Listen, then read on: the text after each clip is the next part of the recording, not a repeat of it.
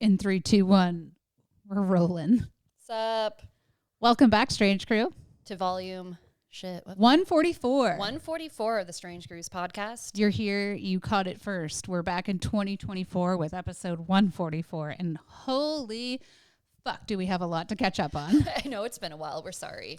We've been busy. It's been busy on all fronts. I know we've how many times we've said that throughout the years, but you all always stick with us, and that's why we love you. And we appreciate it. And, a big part of 2023 for us was really trying to get out, really meet as many people as we can, interview a lot of people, work with, artists, bands, musicians that are out doing cool stuff around North America. And wow, we really got to do a lot. We accomplished that, and even just personally as well. Like I know we've talked about it briefly on the show. Like we work together outside, professionally, and outside of Strange Grooves now, which has been super cool and has really, I think, been a strong driver in all the crazy, wacky adventures we've been on this year. Absolutely. None of it was on my 2023 bingo card. I don't know about you. No, I mean, if you guys are tuning in now for the first time, hello, welcome. I'm Kate. I'm Charisse. And, we love to just go around and talk to musicians, artists, Much Music VJs, whoever will talk to us about the music they love, what inspires them, and really about life's deep cuts.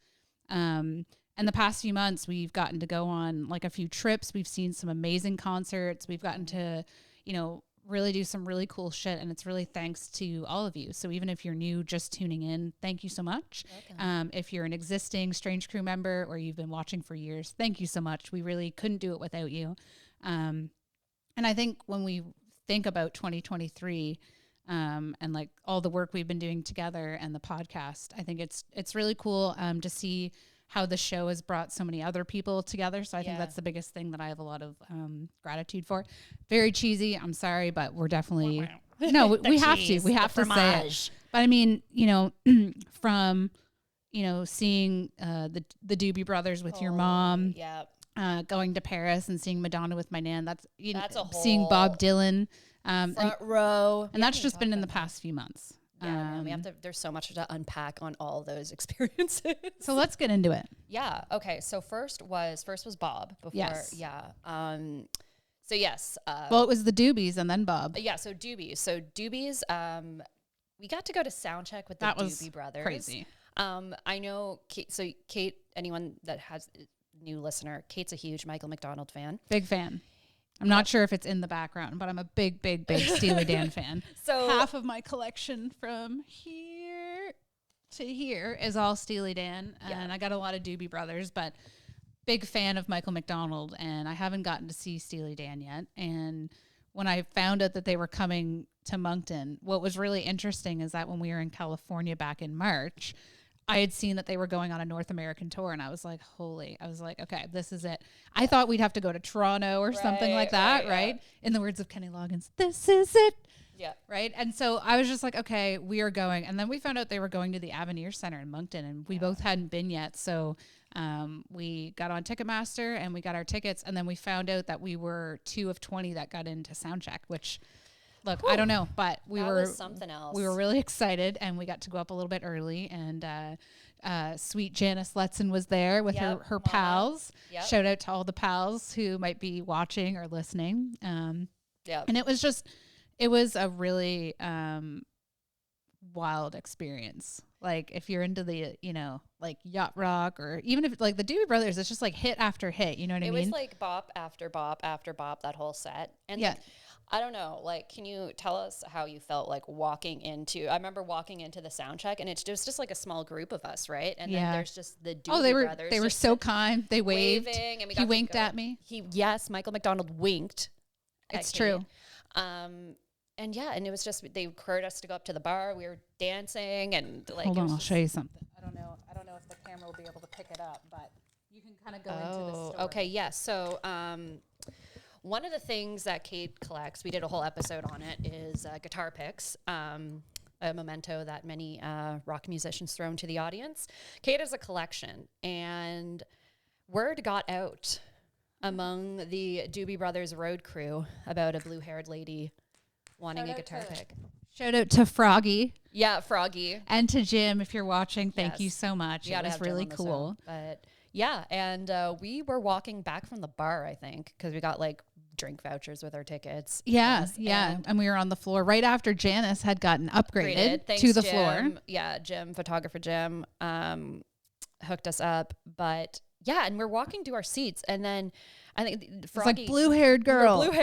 He's like, I heard, hey. Yeah. And he came over and he's like, I heard that you love Michael McDonald. And I was like, yeah, absolutely. And he's like, I got something for you. And he told me that there's only been 50 of them made.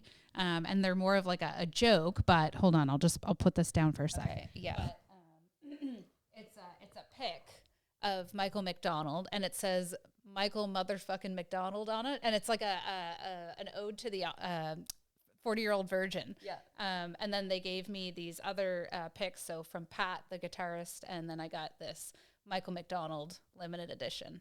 So that was really iconic. Very, very, very iconic to have been able to get. And they were just so kind and so sweet. And like the crowd, it was really phenomenal. And, just being there, like having your mom down on the floor with all of her friends and stuff. It's just, I don't know. There's something about being able to experience the music you listen to as a child with your parents or with friends and family, or seeing other people enjoy it. Yeah. I think it's a big reason why Sharice and I really became buds. Like, you got it again. If you haven't listened to the show before, we became friends because of the Stampeders. Yep. We both found out we loved them, and that was kind of interesting being the age that we were. We both found out that our parents loved them, and our parents actually knew and had worked with each other when they were younger. And have since reconnected as buds. That's and, so funny. And it's just really interesting what music and what keeping the music spirit alive can essentially do. So I don't know, seeing them was a really full circle moment, and being able to kind of see Michael McDonald, from a Steely Dan perspective, like that kind of did it for me. So, tell them about the encore. So the encore, I could have never, ever planned this. And I will tell you something, in bands I really, really, really love, I don't look up the set lists. And a lot of them, they won't play a lot of times the same set, so I don't bother to look. And nothing could have prepared me. They played Pretzel Logic by Steely Dan as the encore. And I just thought, like, what were the chances? I thought you were going into cardiac arrest. I thought I was. I thought I was going to be one of those annoying, like, woo girls, but I was more or less just, like, pretending I was on the keys. You know what I mean? It was quite the sight. It was a wild time. Yeah, I was so, like, you were so happy. I don't know. There's something about, like, as you said, there's some songs that you'll hear on the radio and stuff, or that that they've played or whatnot. But then you hear ones and you're like, oh shit, that's them too. Oh, that's them too. That's the Doobies. Yeah, for sure.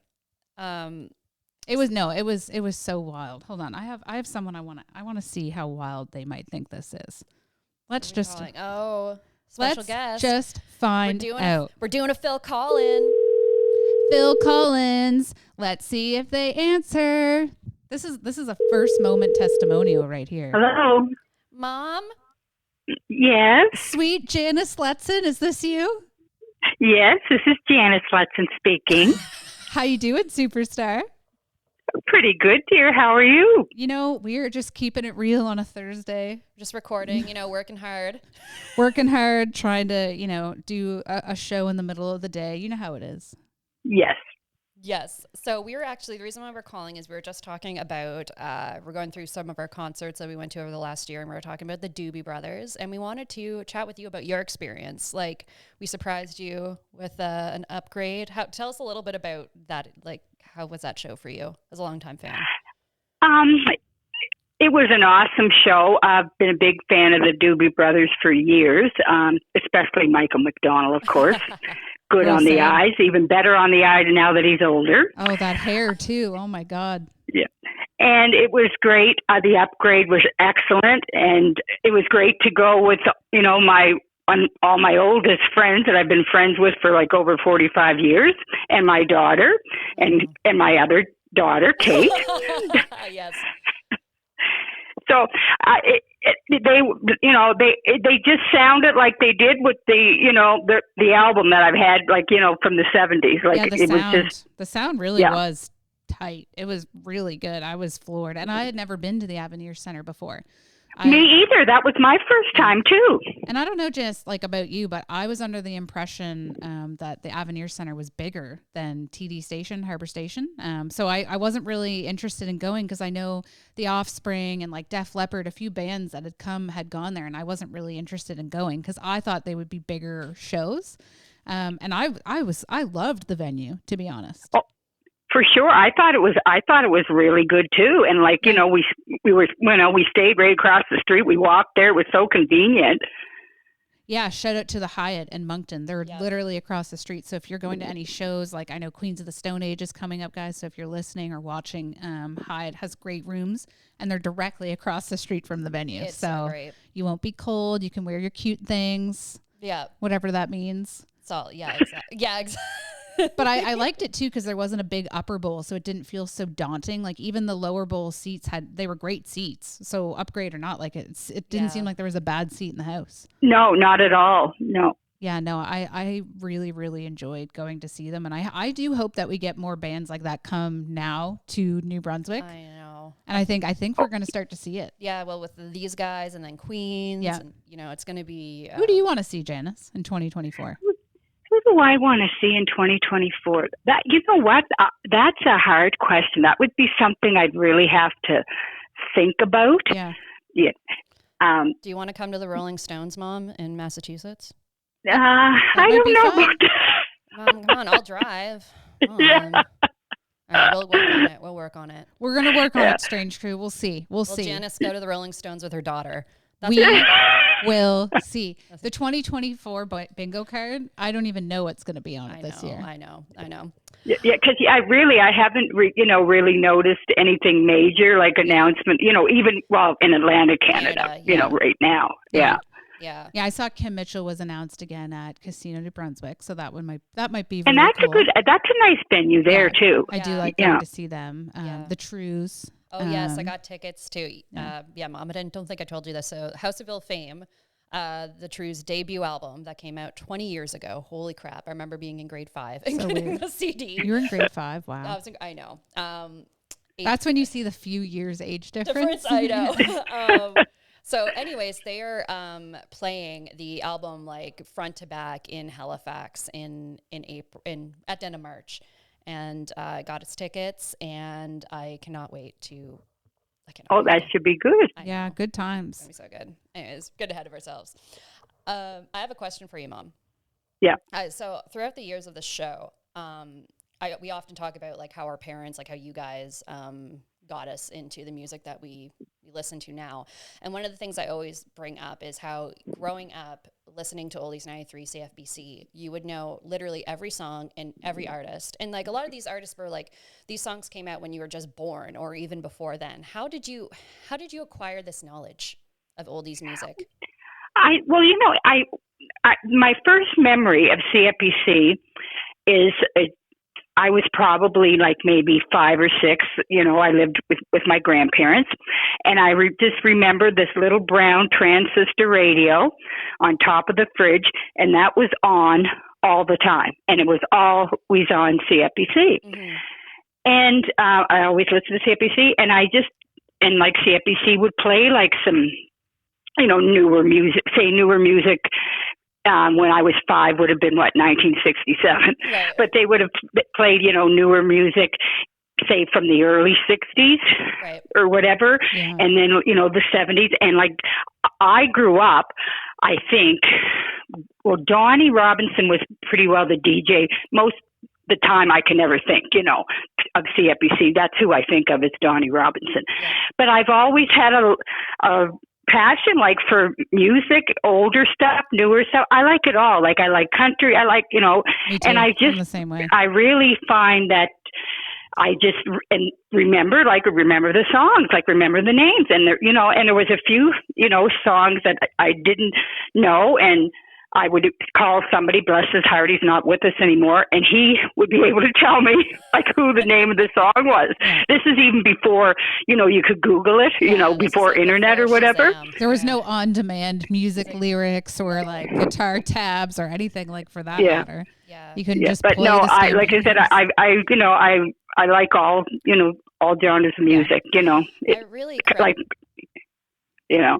Now, I mean, as I get older, my mind's not as sharp, but I usually can, you know, might take a little few minutes longer, but normally I can click in who it was.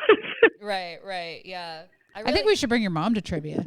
I know. Well, yeah. So next time, if Five and Dime gets music trivia again, we need to get you on the team, Mom. We'll get you out of the house. Yeah, well, Forced to be reckoned with. Yeah, as long as it's nothing like from the 80s, because I'm not really. Yeah. Don't worry, we have an 80s guy. It's okay. 80s guy, yeah. Don't you worry. Yeah, I really I credit like a lot of my music tastes. Kate and Naomi, who's behind the camera, know every time in my car now it's 60s gold on Sirius XM, and that's literally I credit that to you. I credit Dad for the harder rock stuff. But like the 60s pop, Motown, soul, all that stuff. Well, I mean, just think of the artists like from the 60s. Like it's unreal. Like so many.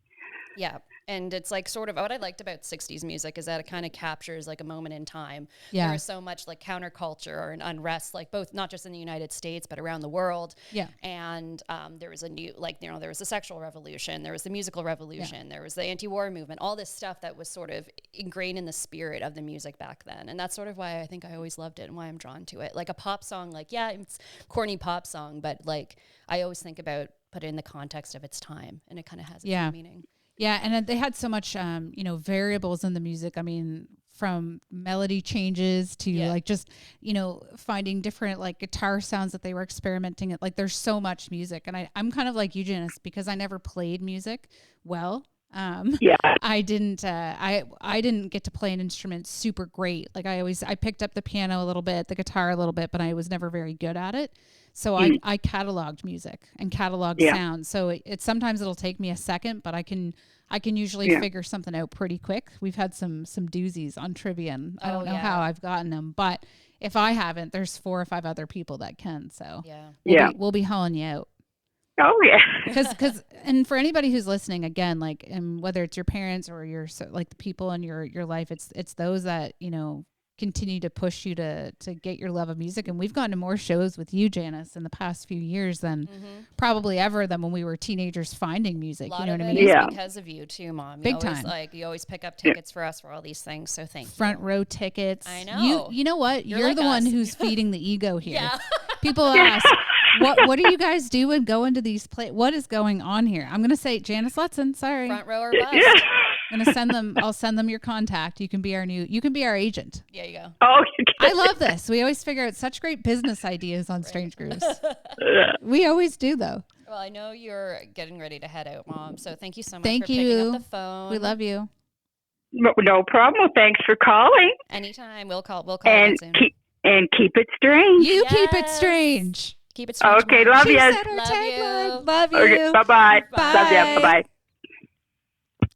Well, I'll tell you, what a pick-me-up for a Thursday. Honestly. And no, it's not Wednesday, Strange Crew, that we're recording. So there's some tea for you. Sometimes we don't record on Wednesdays. I almost forgot. Like, it's at that... Mysterious. It's still at that period between Christmas and, like, right after New Year's where you're like, what day is it? You're like, it's January 18th. It's like, what? It's not. It's not.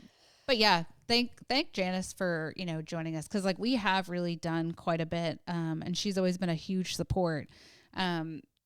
I do want to go over a couple of things this year that were really monumental for us. Can I talk about Bob Dylan too? Yes, absolutely. Was our live podcast. Yes. And having Janice and like your dad and my parents there was really, really impactful. And I think it's so if you're listening and whether you're a band or an artist, you're running a company or you're having the ebbs and flows of life, whatever that is, we often say that you can be going through really good things and bad things in the same day. And, one of the things that we use the podcast for is to really try to connect with each other and other people and to kind of, minimize those really bad feelings sometimes that happen in life. And I think seeing our parents come out to those things really gave us a surge of motivation to get out and start really interviewing people. So if you noticed a little bit of a switch at the Doobie Brothers, that was probably right after we had our interviews with Michael Williams, and really understanding about the privilege it is to have the microphone and be able to interview someone and to take us maybe out of it a little bit more and to be talking to people like at the Doobie Brothers concert and being on the ground and talking to people at Imperial Theater. And that was something that, we've been getting some really great feedback on from you guys. So you will see more of that. Now with the Bob Dylan show, it was closed off, baby. So there was no cameras, there was no mics, there was no nothing. And I kind of liked it that way. I loved it. It was great.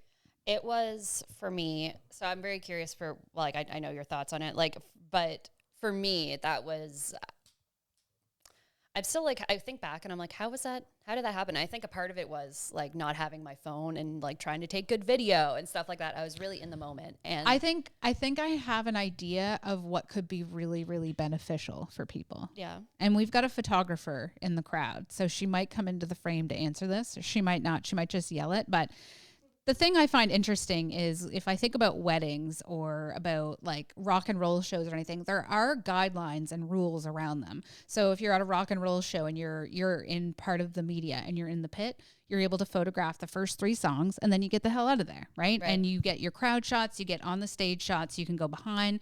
That's what you've done. And you've done the work preemptively to make sure that you have the credentials and the ability to be where you need to be to get the shots. And then you're out of the way, band does their thing, fans are having a great time, security can do their job, and things are great. I look at weddings sort of the same. People tell their guests, we don't want your phones in the shots because we've hired and paid a wedding photographer. Yeah.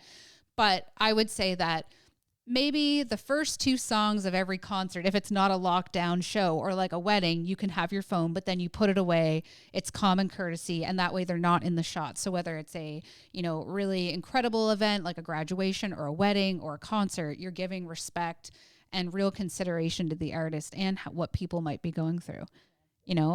No one needs to see the same fireworks video or the same sunset video, or do you know what I mean? So I love what you're saying, but I think that idea hinges on people being respectful. And they're not. We love you all, but sometimes y'all can be crazy. That's why Bob Dylan and the girls were like, we are locking your phone up.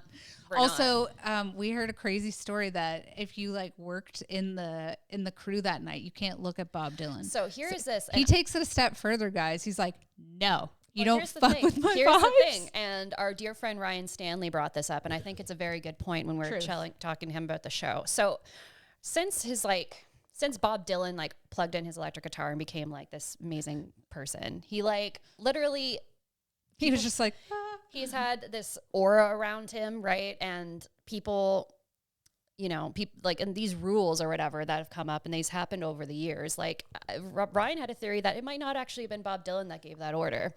It's probably, people are like, a strategist that's like, no, you because, lock it down. Because here's the thing, like Bob, there's so many other stories. Like if you watch like documentaries and if people that have, met and talked to him, like including like our buddy Ken Tobias, he would like to talk to people that are like friendly 100%. And chill. And, but people are like, ooh, it's Bob Dylan. Right. Which would suck to kind of, cause he's a human being, as much as I adore the shit out of him. Yeah. Right. He's a human being. And, Ken has this story where, he was at a party at Gordon Lightfoot's house back during the Rolling Thunder review days. And, Ken arrives at the party and like Joni Mitchell's there, Joan Baez, and Sarah Dillon, Bob Dylan's then wife. And Ken asks like, "Oh, where's Bob?" And Sarah Dillon says, "Oh yeah, he's in the kitchen, just hanging out." And Ken's like, "Well, why is he in the kitchen? Like, why is he by himself? Like, can I go?" She's like, "Oh yeah, he would love it if you go talk to him." It's just like people don't go talk to him because they're like, "Oh, it's Bob Dylan," you know what I mean? Like but anyways, Ken went up and talked to him, and he was like, they talked about like the club they played, Neutral Club they played in New York, and was like super chill. And like, there's a lot of, I think he experienced a lot of like isolation and stuff around this perception that, and again, part of it he's done himself fair, but I also think people like that should be more demanding of what their experience is like with external sources, because like as a almost like debilitated empath, like people suck my energy. Yeah. So like I wouldn't want people just coming up to me and being like, "I'm such a big fan, woo!" Like when I see it happen at Primus, it makes me cringe so hard, right? And like, he's done things. Bob Dylan's done things too. Like when he played St. John last time, which we've talked about many times in the show that people think sucked. A friend of mine in high school was working security at or he was an usher at the Harbor Station, and afterwards, like after the show, like he was standing outside around back, and like Bob Dylan came out and like shook his hand and said thank you. Yeah, thanks. Anyway, so I got to talk about our seats at the show. Yeah. we were front row center, and he was playing his piano. And he'd stand up most of the time when he was playing. And the way that his mic was positioned, guys, he was like looking directly at us. Yeah, it was the whole weird. time. And it was awkward sometimes. And I was I'm like, I just got to joking. keep this shit together. I'm like, I got to keep it together in case just, and I did. I did.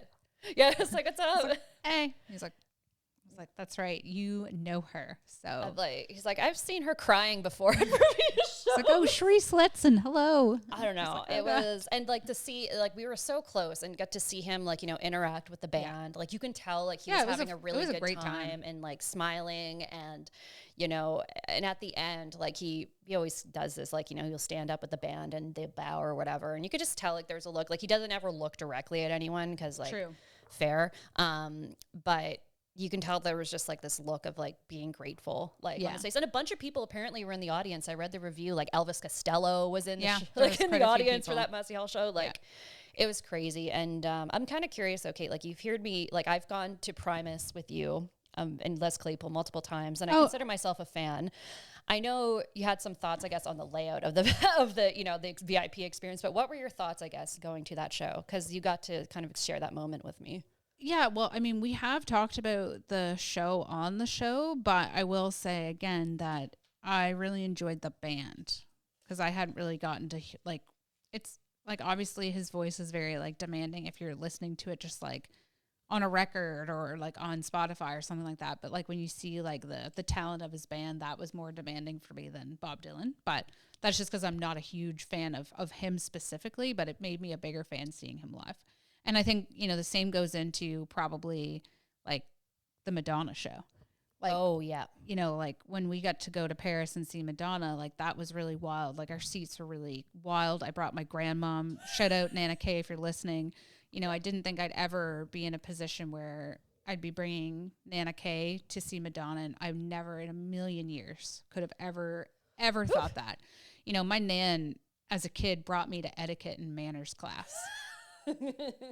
Okay, like it was a thing. And, you know, she really wanted the best for me. She married my grandpa when I was 8 or 9 years old. And Nana Kay, like she really set a bar for me, whether it was in my schooling or, you know, like the clothes she was getting for me. It just like she really wanted the best for me. And I remember her taking me on our very first trip when I was 19.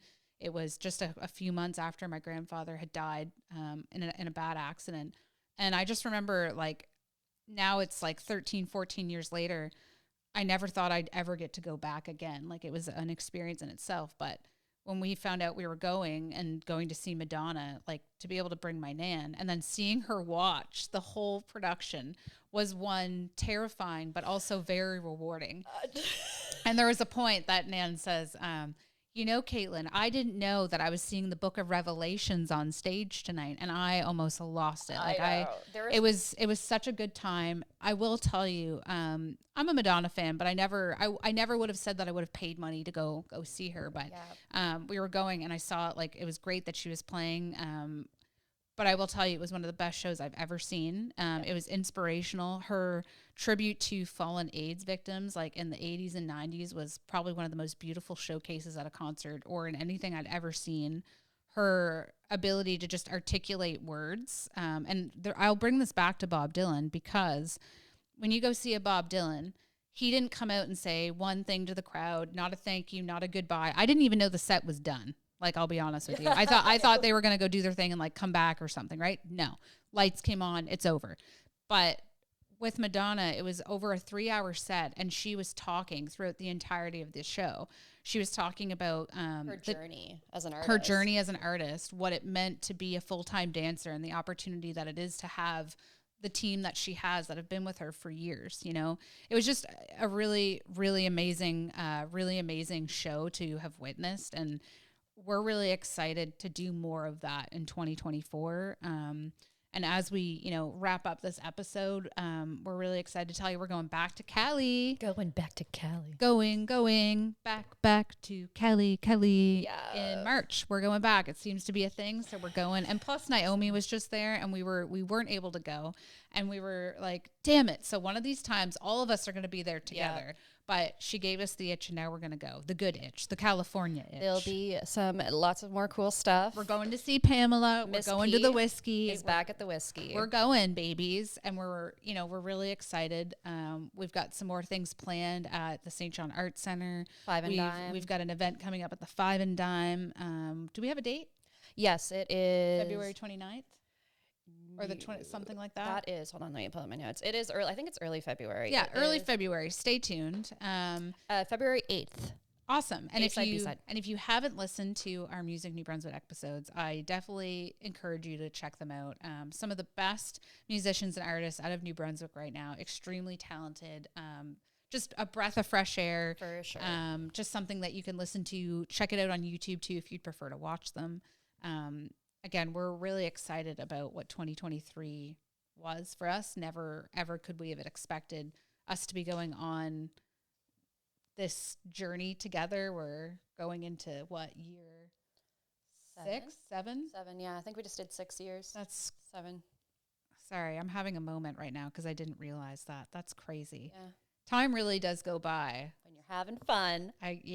So thank you guys for all that you do to listen to the show, to share the show, to pledge those that are patrons of the show. We really appreciate that.